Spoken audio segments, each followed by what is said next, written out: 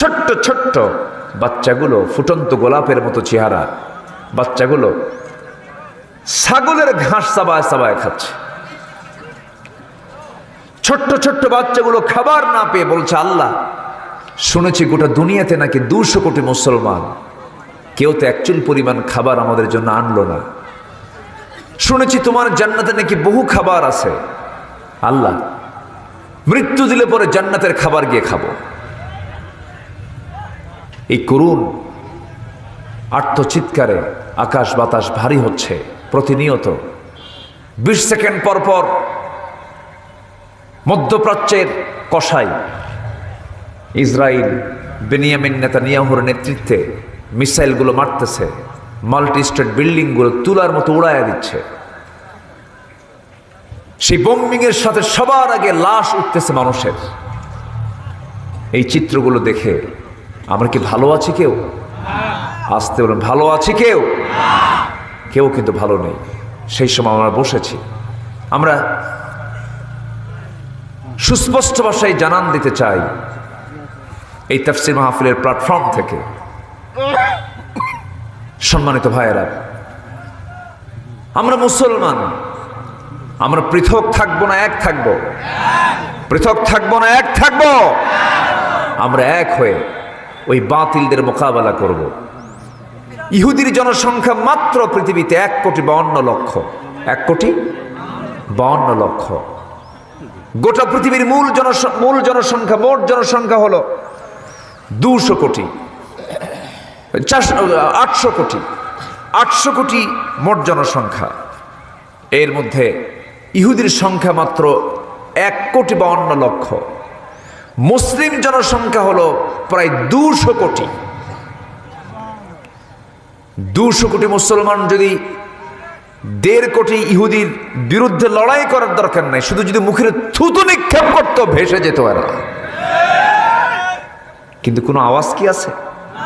বরঞ্চ মুসলমান ইসরায়েলের তৈরি করা পেপসি খায়া ঢেকুস মারে।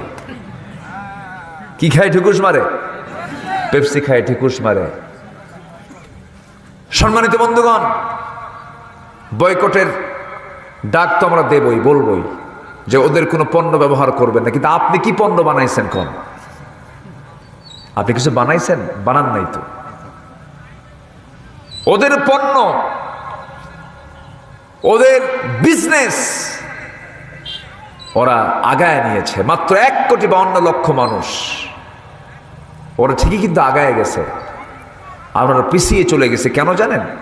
পিছিয়ে যাওয়ার মূল কারণ হলো আমরা আমাদের স্বকীয়তা থেকে অনেক দূরে ছিটকে পড়েছি। আমরা অলস জাতি, আমরা সচেতন ছিলাম না, সচেতন এখনো হতে পারিনি। ঠিক এই মুহূর্তে আমরা এটাই বলতে চাই, নিউ ওয়ার্ল্ড অর্ডার, গোটা পৃথিবীর এখন চাহিদা হলো মুসলমানদেরকে একটা প্ল্যাটফর্মে আসতে হবে, তাওহীদের ভিত্তিতে একটা প্ল্যাটফর্মে আসতে হবে। এবং সবচাইতে বড় দিক হলো শক্ত করে ধরতে হবে কোন কিতাব? আসতে বলবেন না, কোন কিতাব?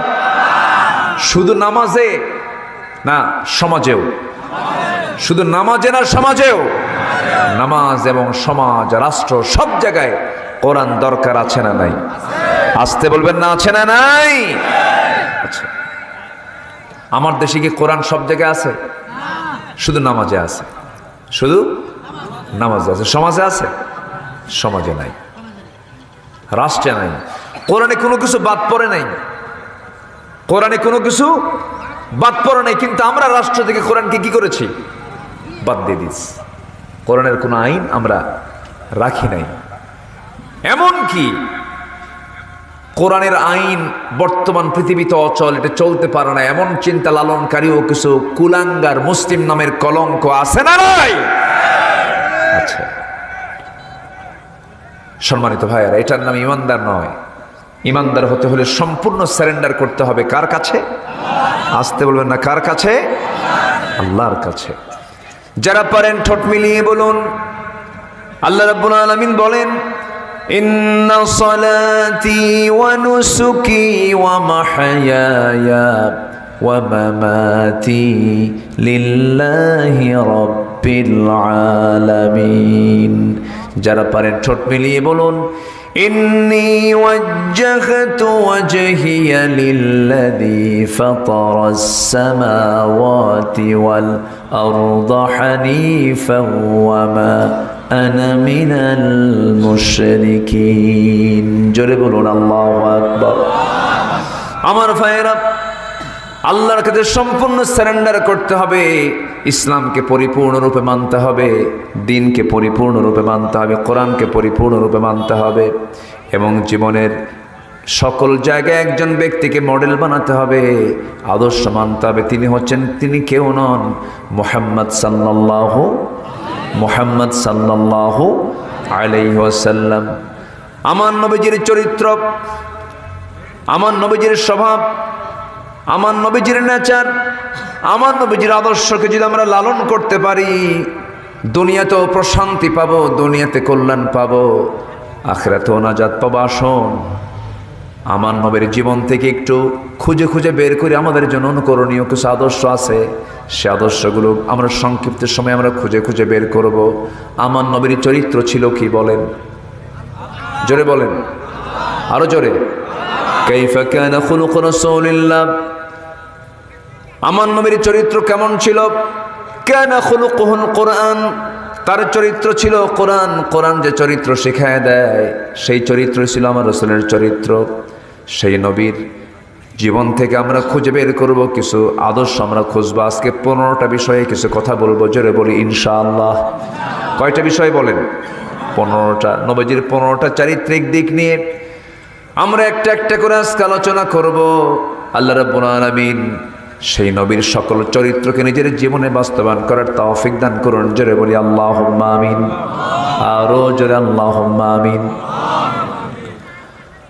আল্লাহ রাব্বুল আলামিন রাসূলকে এত সম্মান দিয়েছেন, তার চারিত্রিক সনদ, তিনি যে মহান চরিত্রে তিনি অধিকারী ছিলেন, সেই চরিত্রিক সনদ পৃথিবীর কেউ দেয় নাই, আল্লাহ তাআলা নিজে দিয়েছেন। আল্লাহ বলছেন, নুন ওয়াল কলমি ওয়া মা ইয়াসতুরুনা মা আনতা বিনি'মাতি রাব্বিকা বিমাজনুন ওয়া ইন্না লাকা লাআজরান গায়রা মামনুন ওয়া ইন্নাকা লাআলা খুলুকিন আযীম। মহান রব্বুল আলামিন আকাশে গ্রহরাজি সেট করেছেন, আবার রাতকে দিনের স্থলাভিষিক্ত করেছেন। এগুলো সব কিছুর অবদান পৃথিবীর কারণ নয়, সব কিছুর অবদান একমাত্র কেবলমাত্র শুধুমাত্র কার? আসতে বলবেন না, কার? সে আল্লাহ রাব্বুল আলামিন, তার পক্ষ থেকেই কোরআনটা নাজিল হয়েছে। কিয়ামত পর্যন্ত এই কিতাবের কোনো পরিবর্তন হবে না, পরিবর্ধন হবে না, চেঞ্জ হবে না। এর মধ্যে চুল পরিমাণ কেউ কিছু ঢুকাতেও পারবে না, আবার এখান থেকে কেউ কিছু বের করতেও পারবে না। একটা হরফের কোনো চেঞ্জ হবে না, চুল পরিমাণ পরিবর্তন করার কোনো ক্ষমতাও কারো নাই। আল্লাহ রাব্বুল আলামিন এটা কেমন করে সুন্দর করে এই পৃথিবীতে পাঠিয়ে দিয়েছেন এবং এটার হেফাজতের দায়িত্ব কাউকে দেন নাই। যারা পারেন ঠোঁট মেলিয়ে বলুন, কোরআন নাজিল করেছি আমি, হেফাজতের দায়িত্ব আমি কাউকে দেই নাই, হেফাজতের দায়িত্ব নিয়েছেন তিনি আমার কে? জোরে বলেন, তিনি আমার কে? কোরআন এমন একটি কিতাবের নাম, আপনি যা চাবেন তাই পাবেন এর মধ্যে। এই দুটো লোক উঠলো কেন? কি সমস্যা কি বলেন?